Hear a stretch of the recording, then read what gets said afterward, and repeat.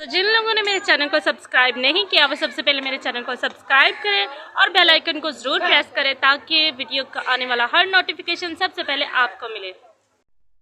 Friends, सदाबहार फूल के क्या फ़ायदे हैं वो मैं आपको बताने लगी हूँ। सो वीडियो को एंड तक देखिएगा, स्किप मत कीजिएगा।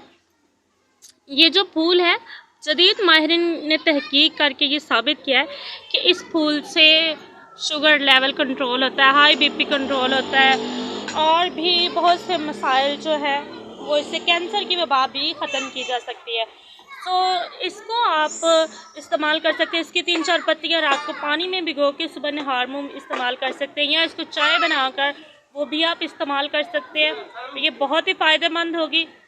सो इसके साथ ही मैं आपको बताती हूँ न्याज़बो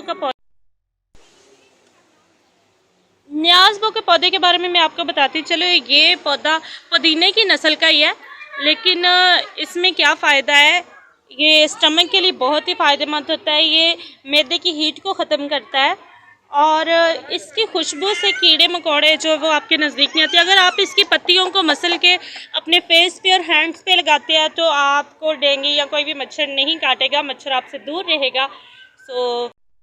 तो मेरी वीडियो आपको कैसी लगी कमेंट बॉक्स में मुझे ज़रूर बताइएगा और वीडियो को लाइक और शेयर ज़रूर करिएगा। मिलेंगे नेक्स्ट वीडियो में, तब तक के लिए अल्लाह हाफिज़।